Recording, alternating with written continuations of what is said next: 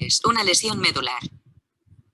El término lesión medular hace referencia a una afectación de la médula espinal.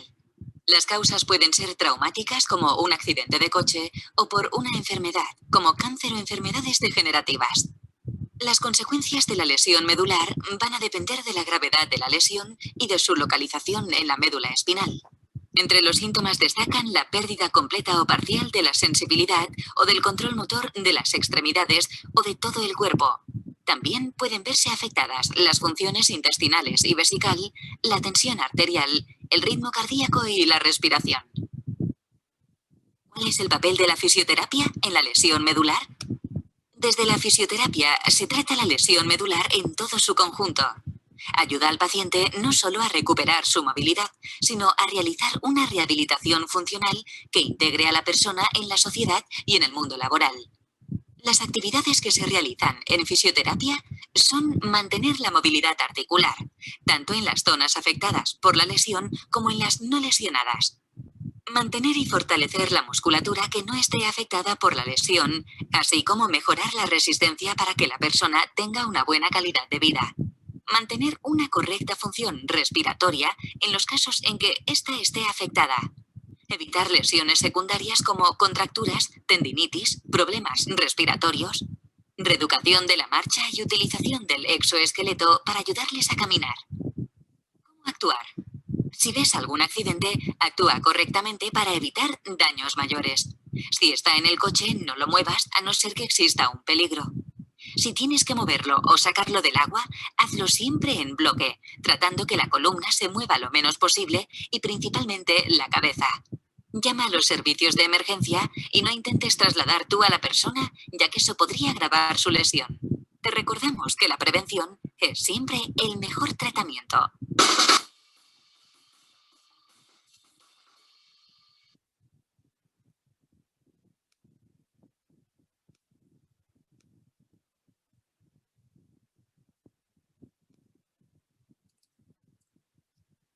Muy bien, entonces, pues bueno, ya vimos las causas, vimos qué me podía generar una lesión, en este caso, lesión medular, ¿no? Las afecciones traumáticas, los diferentes mecanismos de lesión. Bueno, ahora vamos a ver cómo podemos evaluar o cómo valoramos una lesión medular, ¿no?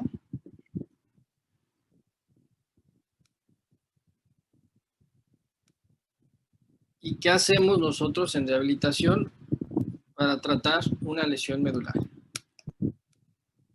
Entonces, si no mal recuerdo, nos quedamos en esta diapositiva donde teníamos las diferentes porcentajes de lesiones dependiendo pues el evento, ¿no? Accidentes de tráfico en su mayor porcentaje, actividades laborales por una zambullida y una afectación médica originada por alguna iatrogenia médica o patologías añadidas, ¿no?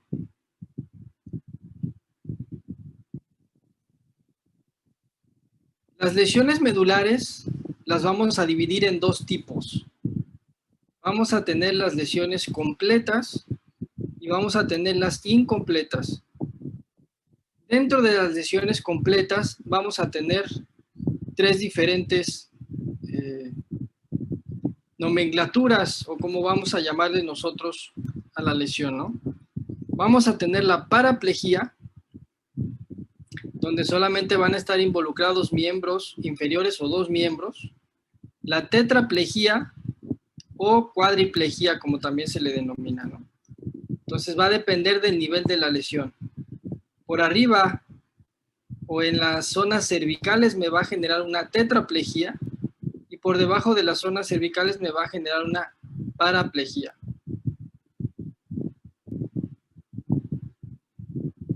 Profe, ¿puedes repetir eso de qué nivel a qué nivel es tetra y para?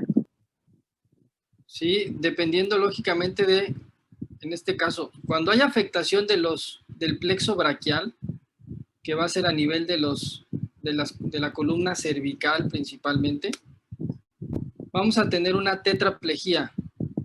o vamos a perder movilidad prácticamente de las 4 extremidades, ¿no? Y cuando es por debajo del plexo braquial, entonces los brazos los voy a tener funcionales, entonces simplemente voy a tener una paraplejía, ¿sí? Voy a perder función, en este caso del nivel de la lesión hacia abajo, como ahorita lo vamos a ir viendo.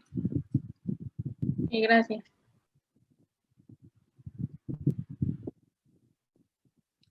Entonces, la lesión medular completa, ¿qué vamos a tener? Vamos a encontrar afectaciones en cuanto a la sensibilidad, afectaciones motoras y también afectaciones autonómicas. En cuanto a la sensibilidad, voy a tener pérdida de la sensibilidad por debajo del nivel de la lesión. En cuanto al nivel motor o a la función motora, voy a tener pérdida de motricidad por debajo de lesión. El nivel motor en este caso va a ir determinado por el segmento más distal de la médula que tiene función normal. Vamos a tener niveles diferentes, como lo vamos a ver más abajo, ¿no? Voy a tener un nivel sensitivo, voy a tener un nivel motor y voy a tener un nivel neurológico. En este caso, no siempre el nivel motor coincide con el nivel sensitivo, ¿sí? Por lo que el nivel más alto en ambos será el determinante de la lesión medular. Es lo que se llama como nivel neurológico de la lesión. Es el nivel más bajo que vamos a encontrar con función tanto sensitiva como motora, ¿sí? Y bueno, normalmente van a cursar de la siguiente forma. Vamos a encontrar un paciente con flacidez, prácticamente sin ningún movimiento, y posteriormente esto puede progresar a una cierta espasticidad en miembros afectados. En cuanto a las funciones autonómicas, voy a encontrar yo deficiencias a nivel de la vejiga, voy a encontrar una vejiga neurogénica, dificultad respiratoria, impotencia, y muy importante voy a encontrar una triada, que es hipotensión, bradicardia e hipo o hiperemia.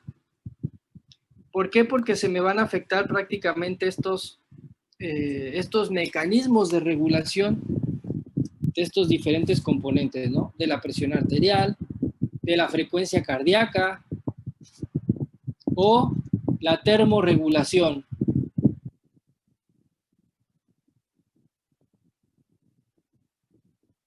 Maestro, antes de continuar, ¿puede repetir lo de que abarcaba el nivel neurológico de la lesión? El nivel neurológico de la lesión es el nivel más caudal, donde tenemos tanto nivel sensitiva como motora. Voy a tener 3 niveles, ¿sí? Y ahorita se los traigo en otra presentación. Cuando veamos ya lo que es la valoración o evaluación, les voy a hablar de esas partes. Déjenme ver si están en esta o en la otra diapositiva.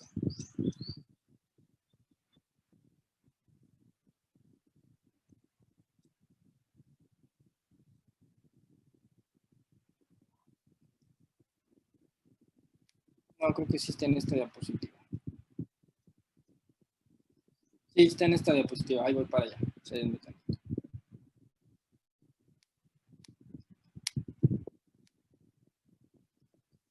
Ahorita van a entender un poquito mejor.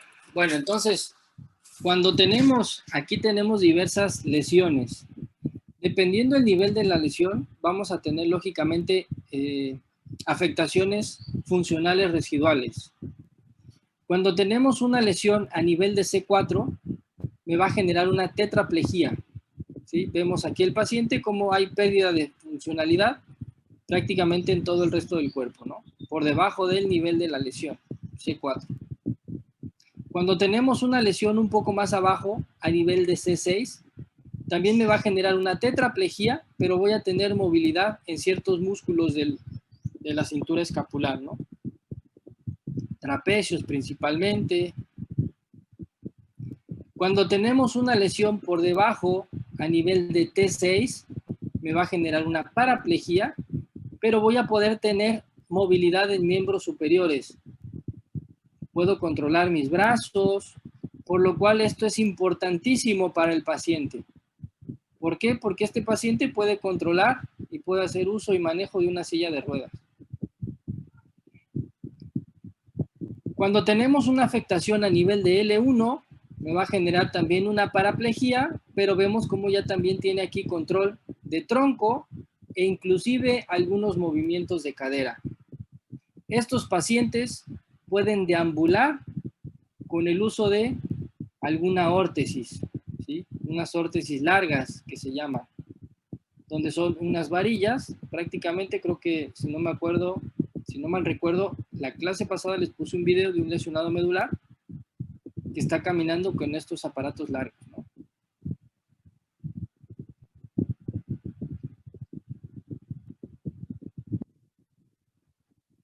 Entonces, vemos cómo vamos a tener aquí una afectación completa, una lesión completa de la médula, y prácticamente de donde está la sección de la médula para abajo vamos a tener pérdida completa de la actividad sensitiva, motora y refleja. Vamos a encontrar disfunción sexual, pero puede recuperar cierta actividad refleja, una hiperreflexia.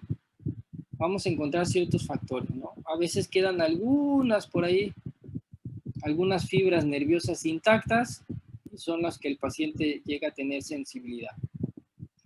También vamos a encontrarnos que esto es muy raro, pero hay síndromes de una hemisección o que solamente se afecta la mitad de la médula espinal, ¿sí? Es un síndrome que se llama síndrome de hemisección o síndrome de Brown-Séquard, en donde tenemos afectación solamente en la mitad de la médula espinal.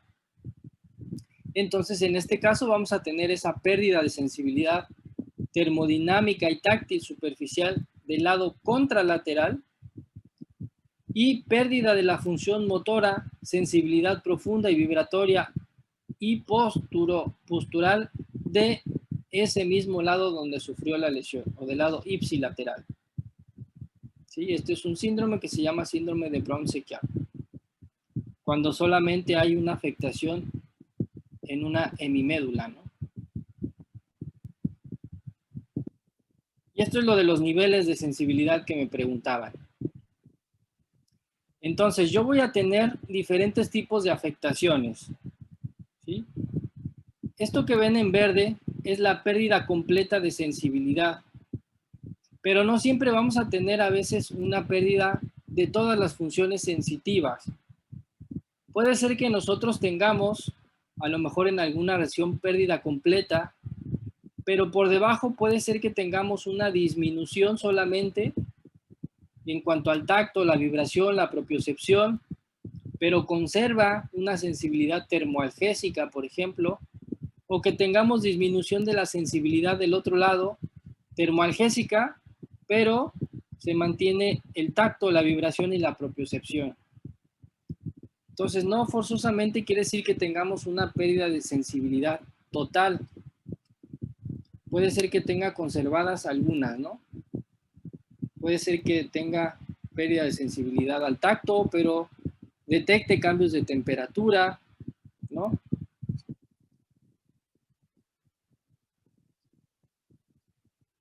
Y para que nosotros podamos evaluar, para que nosotros podamos clasificar a un paciente, vamos a utilizar la clasificación de Asia.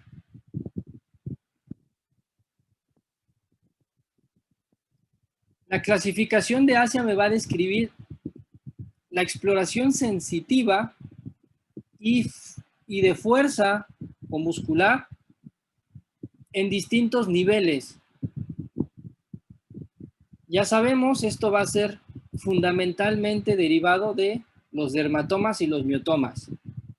La representación sensitiva de un dermatoma y la representación muscular de un miotoma. ¿Qué me dice la clasificación de Asia? Me dice que yo voy a tener una lesión completa o una lesión de tipo A en la escala de Asia cuando encuentre ausencia de función motora y sensitiva que se va a extender hasta los segmentos sacros. lo más distal de la médula, ¿no? S4 y S5. Una lesión incompleta o un nivel B, cuando tenemos preservación de la función sensitiva por debajo del nivel neurológico de la lesión, que se va a extender hasta los segmentos sacros S4 y S5, pero con ausencia de función motora.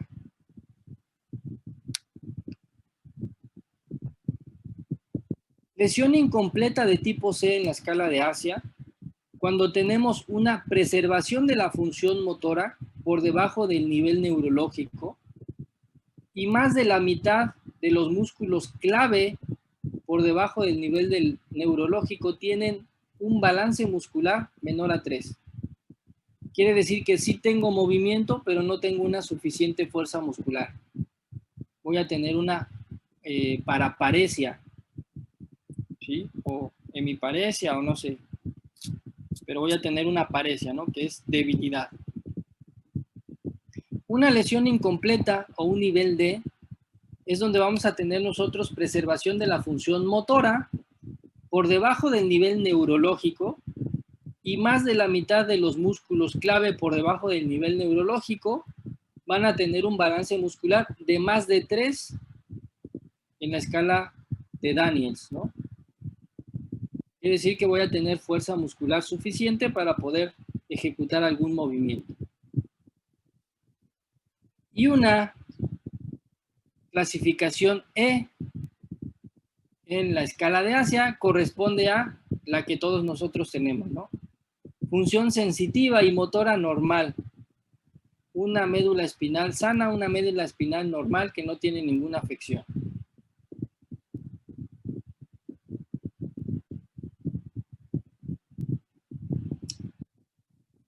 Entonces, nosotros vamos a encontrar principalmente en una lesión medular cierta hipotonía o una parálisis flácida en este caso, ¿no? ¿Por qué no encontramos espasticidad en estos pacientes? Porque la espasticidad se da por una lesión a nivel de la corteza motora, ¿sí?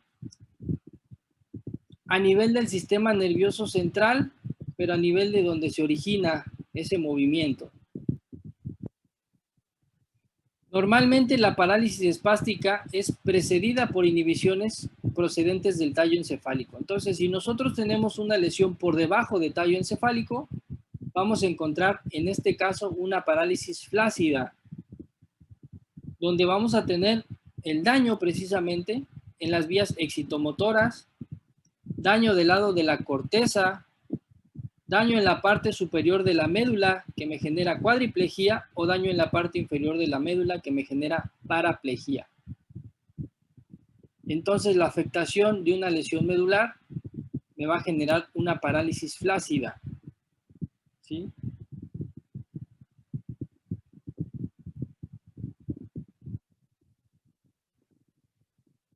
Y bueno, ya sabemos que la espasticidad, un problema generado por una parálisis, un defecto o una afectación a nivel del sistema nervioso central.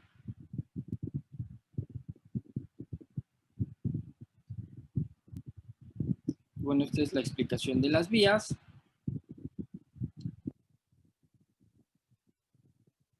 En la lesión medular es más intensa cuando existen lesiones altas e incompletas debido a que las lesiones totales suprimen esta actividad del sistema nervioso descendente excitatorio. Pero vamos a encontrar espasmos flexores muy intensos, ya que no hay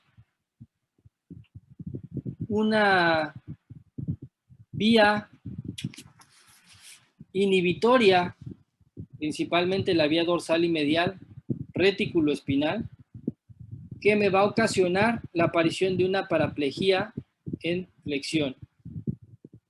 Vamos a tener afectación en esas vías, ¿no? Y es muy común que nosotros encontremos en el paciente lesionado medular un dolor neuropático. Dolor neuropático, lógicamente, originado por lesión a nivel del nervio, del sistema nervioso. Y puede ser que tengamos dos diferentes formas, un dolor espontáneo o un dolor provocado. El dolor espontáneo puede ser continuo o puede ser intermitente de forma paroxística, ¿sí? De repente le aparece al paciente el dolor neuropático. O el dolor provocado, principalmente cuando tenemos una alodinia. ¿Qué quiere decir alodinia? A ver si se acuerdan.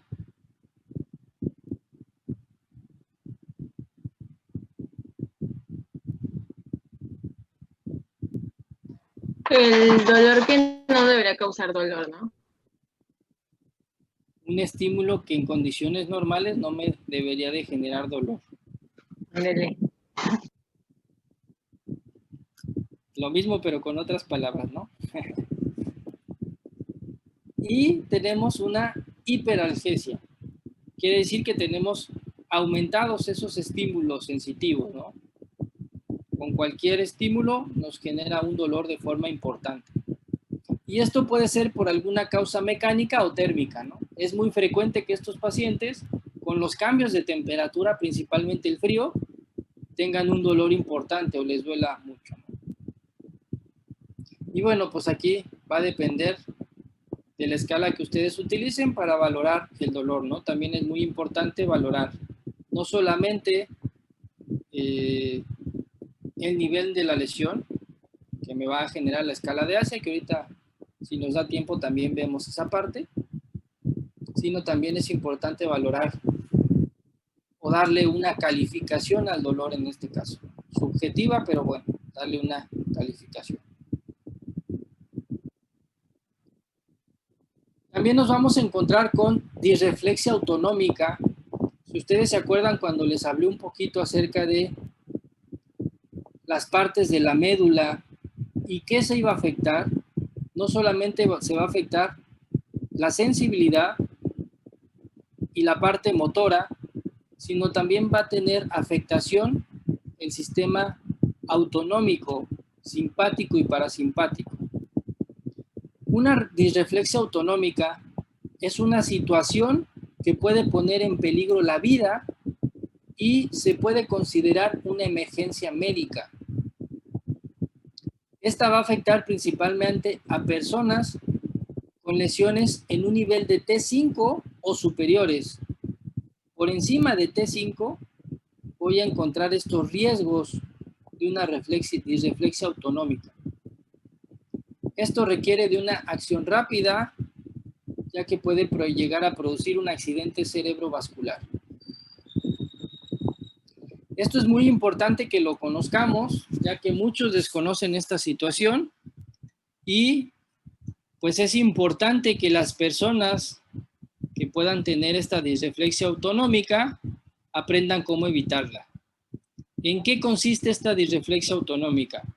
Vamos a tener un aumento de presión arterial, dolor de cabeza punzante y la cara la va a tener ruborizada, va a tener sudor o sudoración excesiva por encima del nivel de la lesión espinal, puede generar congestión nasal, náuseas,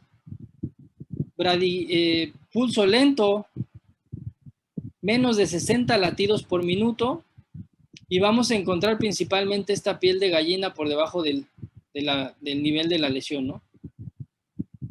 Este intento de la pérdida de calor por la piel, ¿no? Cómo se eriza la piel cuando intentamos perder calor.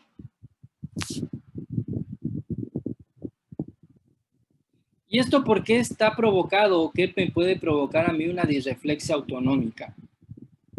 Normalmente se puede producir por algún irritante, ¿sí? Que normalmente es por debajo de la lesión y puede estar relacionado principalmente con la función de la vejiga o los intestinos. ¿Qué quiere decir? Nosotros, cuando normalmente tenemos una afectación, un problema, pues inmediatamente nuestro cuerpo nos avisa, ¿no? ¿Cómo nos avisa?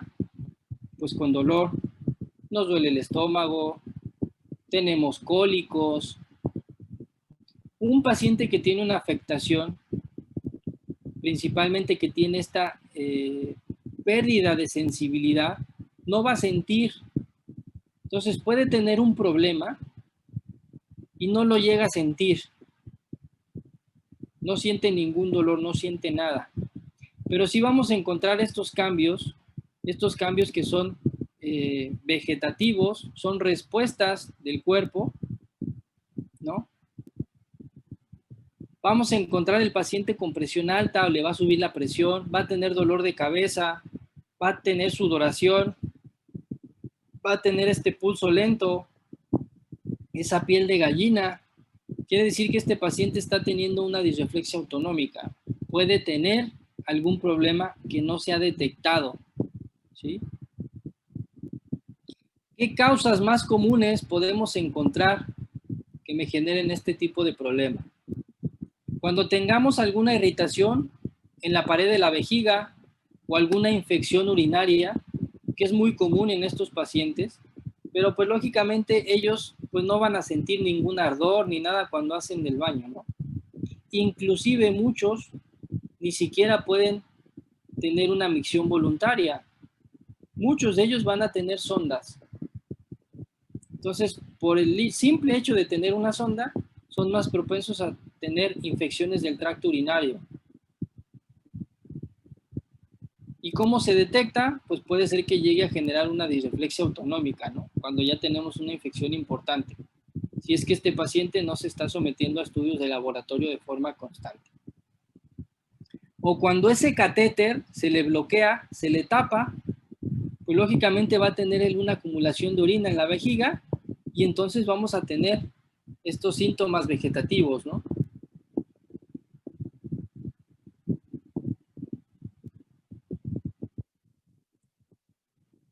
Cuando tengamos intestinos distendidos o irritados, constipación o compactación, hemorroides o infecciones anales, infección o irritación,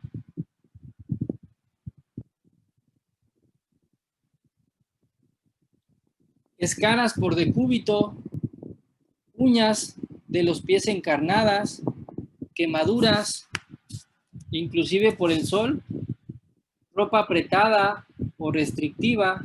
Los pacientes no van a sentir si se ponen un calcetín apretado y eso les puede generar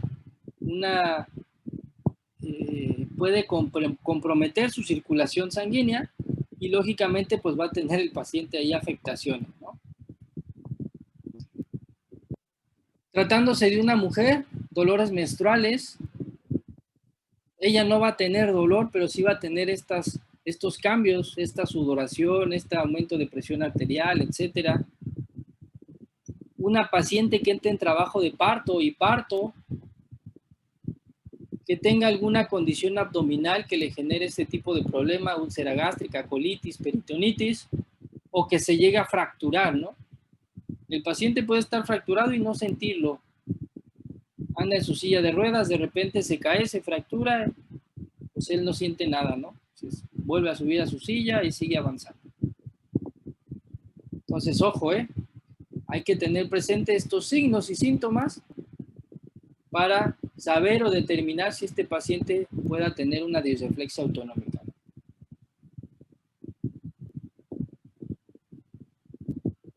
¿Y por qué sucede esta disreflexia autonómica?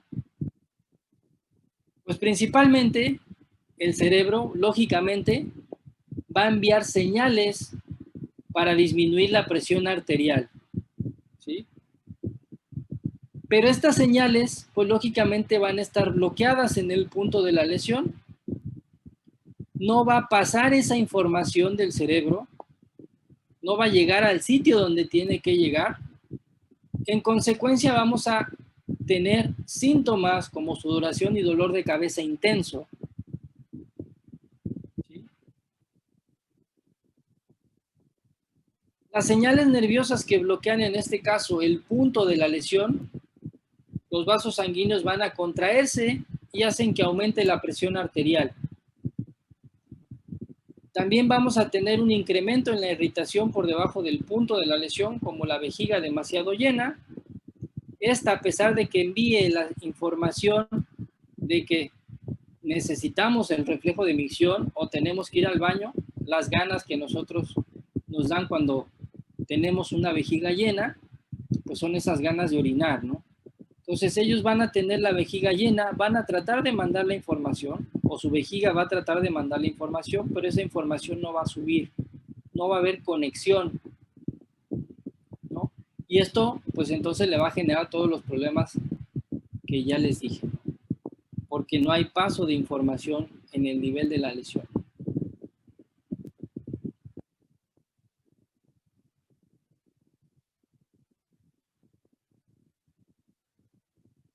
¿Y qué es esta vejiga neurógena o vejiga neurogénica que tanto van a escuchar ustedes? La vejiga neurogénica se va a producir precisamente por la lesión a nivel medular, una lesión parcial en el sistema nervioso. Puede no forzosamente ser debida a una lesión medular. Puede que una hernia de disco me genere una vejiga neurogénica porque está comprimiendo el nervio que va hacia esta zona. Y el daño o la compresión en ese nivel me puede generar que la vejiga presente una menor actividad, motivo por el cual no va a poder contraerse y vaciarse por completo, o que presente una mayor actividad y en cuyo caso se contrae de forma muy rápida o con mucha frecuencia. ¿Cuáles son los síntomas de vejiga neurogénica o neurógena? Primero vamos a tener incontinencia urinaria, que esta puede ser por esta afectación del nervio, no forzosamente por debilidad del suelo pélvico, también puede ser por una afectación del nervio, ¿sí?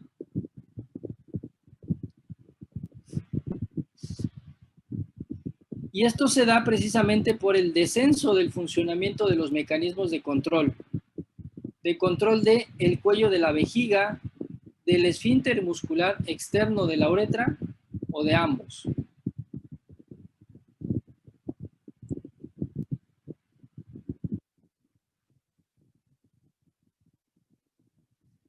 También esta retención de orina puede ser el resultado tanto de la pérdida de la capacidad de contracción del músculo vesical como de la pérdida de coordinación adecuada entre el músculo de la vejiga y el músculo del esfínter uretral externo.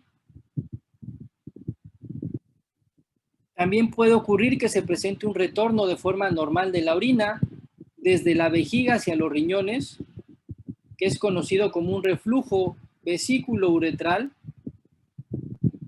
como medio para disminuir la presión que se desarrolla dentro de la vejiga.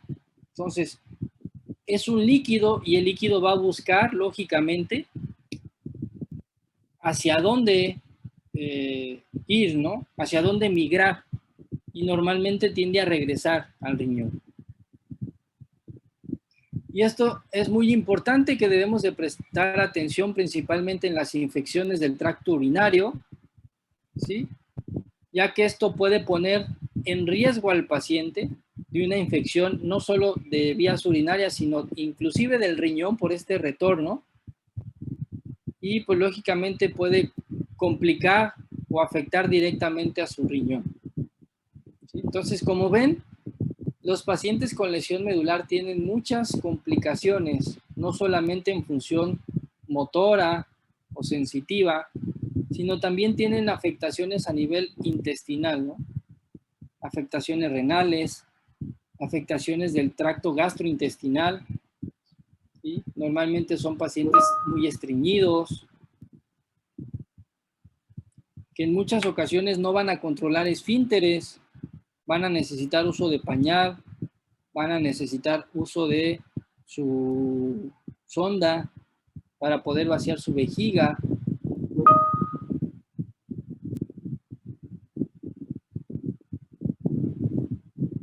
Entonces, bueno, pues aquí prácticamente es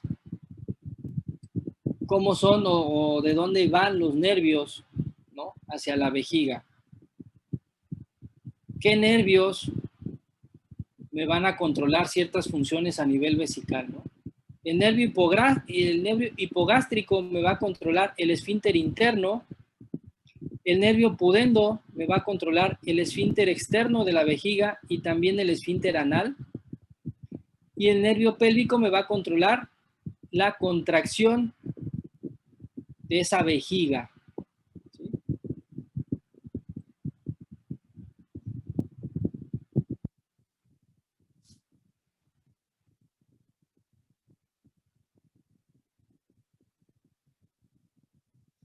Bueno, para esto también es importante que les mencione que vamos a tener lesiones altas y lesiones bajas, ¿no?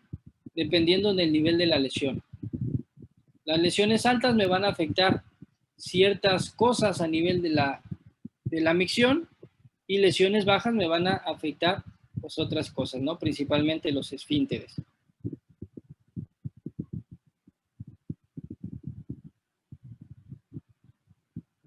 En una lesión baja voy a tener el músculo detrusor y los esfínteres hipoactivos.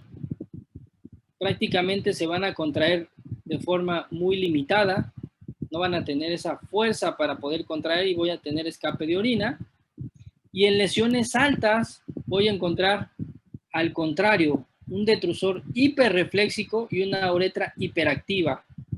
Voy a encontrar esta disinergia a nivel de la vejiga, ¿no? En las dos va a haber escape de orina, ¿no? En las dos va a haber escape de orina, claro. Vamos a encontrar esa incontinencia, ¿no?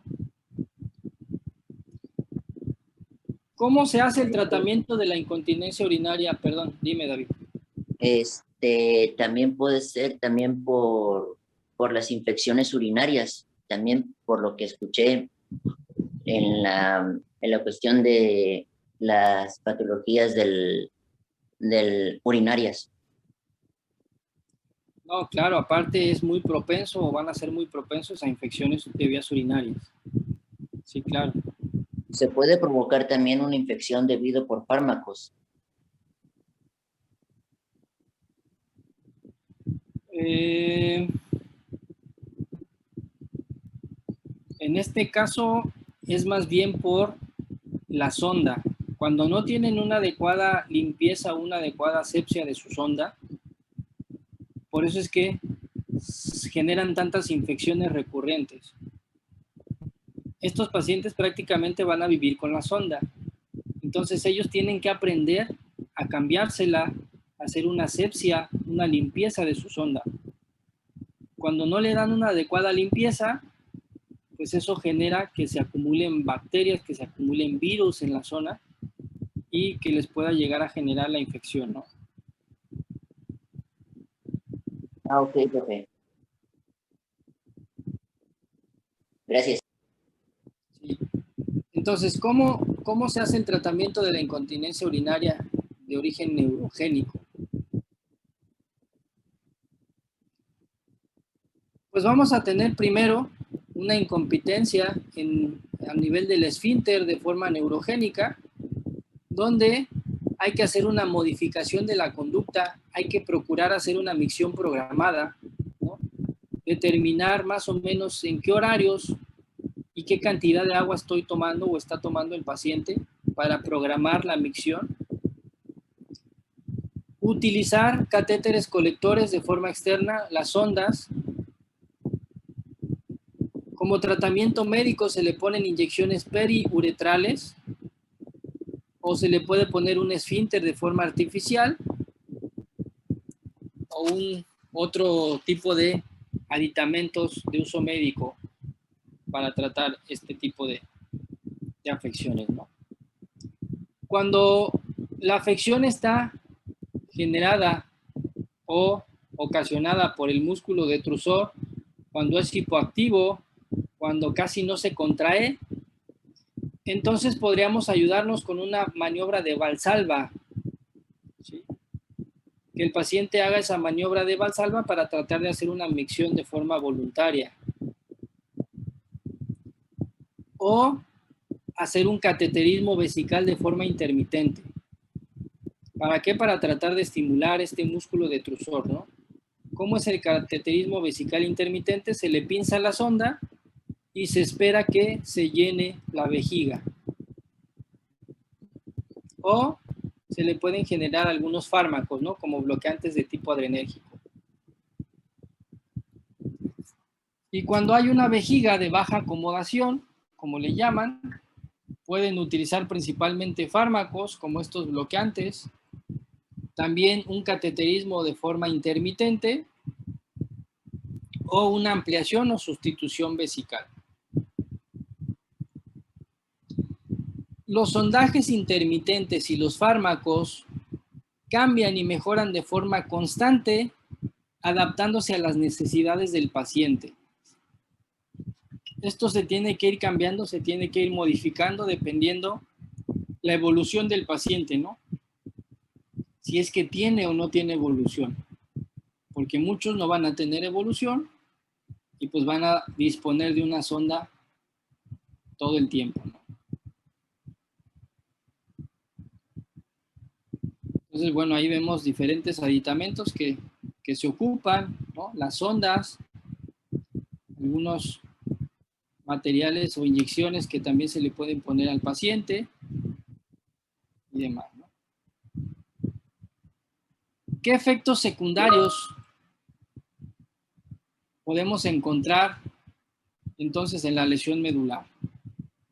Podemos encontrar dificultad en el control de la temperatura del cuerpo, una afectación de la termorregulación.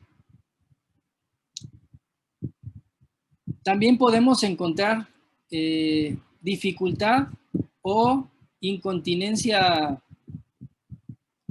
perdón, ahí se me fue el nombre. Disfunción sexual en este caso, disfunción eréctil, ¿sí?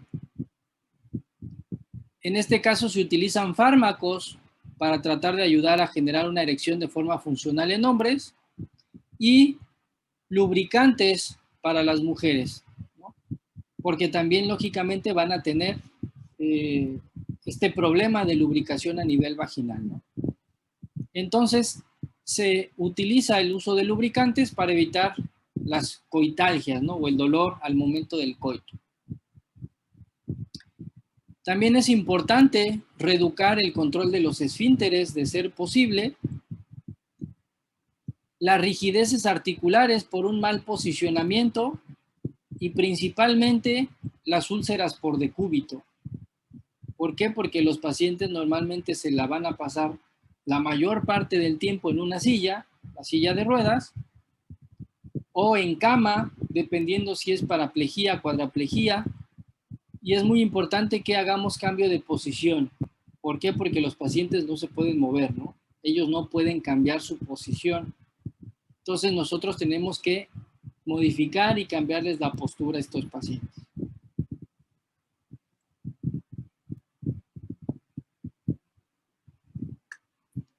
Entonces, en una lesión medular hay vida independiente si el paciente lo desea. También estos pacientes vamos a tener que, van a estar o hay que dar mucho trabajo psicológico, ¿no? De repente el paciente que tiene una vida activa, una vida independiente, de repente se ve cortado todo esto de golpe y tiene que entender el paciente que si él lo desea puede tener una vida independiente, puede hacer todo lo que puede hacer cualquier persona, ¿no? Principalmente ser feliz, puede tener una profesión o buscar una nueva profesión, puede tener una familia, como ya lo vimos, ¿no? Puede tener su pareja, puede hacer deporte, tenemos deportes adaptados con el uso de silla de ruedas, puede conducir, puede bailar, puede hacer muchas cosas. Y seguramente ustedes han conocido o han visto en la tele personas que tienen estas patologías o que han sufrido estas patologías y que terminan haciendo una vida activa, ¿no? Tienen su rol en la sociedad, son médicos, son amas de casa, trabajan, bailan, ¿no? Y aquí está uno de los más representativos, ¿no? Christopher Reeve, el Superman. Él se quedó cuadripléjico y tiene una vida activa, ¿no? También el físico, ahí se me fue el nombre ahorita.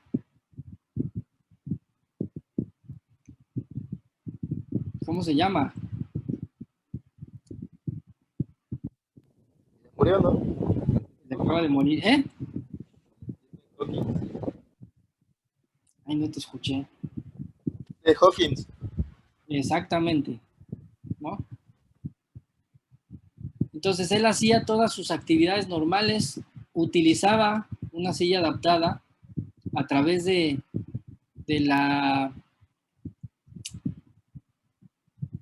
movimientos con la boca, soplaba y bueno, toda una adaptación tecnológica que tenía, donde él inclusive hablaba con la computadora, ¿no?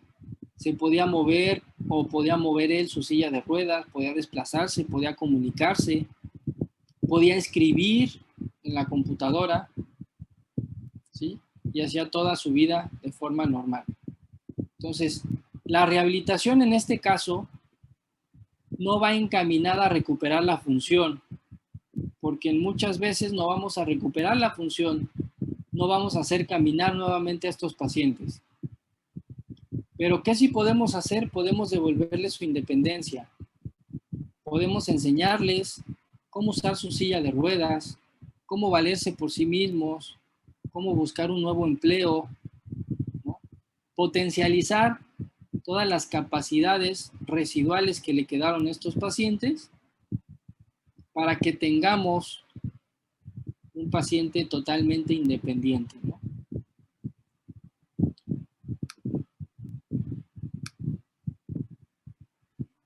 Y bueno, la siguiente clase les voy a platicar un poquito más acerca de todo esto, ¿no? El manejo, o les voy a enseñar un poquito acerca del manejo de silla de ruedas. Lo ideal es que hubiéramos podido hacerlo de forma práctica, ¿no? Es muy interesante y muy padre manejar la silla de ruedas, pero bueno, a través de ciertos videos trataré de enseñarles algunas técnicas para el manejo de silla de ruedas y demás, ¿no? No sé si tengan alguna duda, alguna pregunta por el día de